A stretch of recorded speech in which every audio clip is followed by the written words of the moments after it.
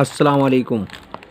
लीजिए मैं आपकी खिदमत में हाज़िर हूँ और फिटकरी के ज़िक्र को लेकर चलते हैं कि फिटकरी जिसे सिंधी में पुटकी, फ़ारसी में ज़ाक सफ़ेद ज़िमा, अरबी में ज़ाज अबीज़, इंग्लिश में एलम, मराठी में फुटकी, बंगला फिटफड़ी, फिटकड़ी, मायत।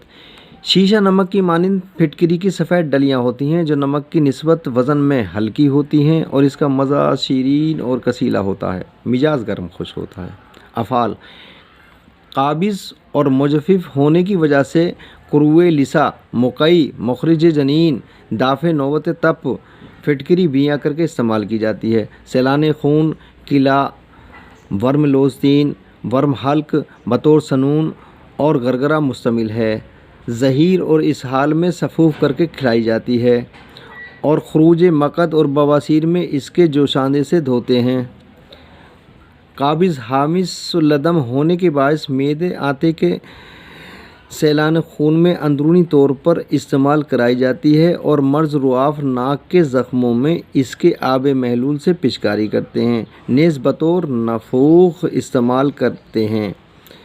ज़ख्मों से खून बहने को रोकती है, इसलिए ज़ख्मों को धोते हैं। ख़राब गोश्त होने पर ज़ख्मों पर छिड़कते हैं, उससे इसका गोश्त दुरुस्त हो जाया करता है।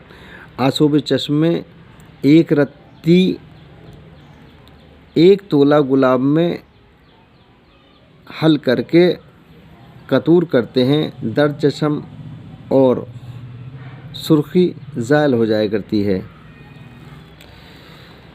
इंदाम निहानी की सोजिश और ख़ारिज सैलान रहम और रहम की कुशादगी और मर्ज़ सुज़ाक में इसके आब महलूल से पिचकारी करते हैं।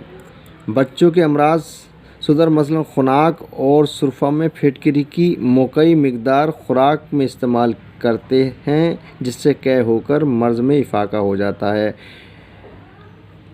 शहद या शरबत में मिलाकर खांसी और बुखार में 2 से 4 रत्ती तक देते हैं। दस्त, पेचिश और इसके साथ खून आना, खांसी, बुखार, आँखों के अमराज़ों में इसका इस्तेमाल अक्सर किया जाता है। मंजन भी तैयार किए जाते हैं। मिकदार खुराक 2 से 4 रत्ती है। कै कराने के लिए 2 से 4 माशा तक इसकी खुराक दी जाती है। खुदा हाफिज़।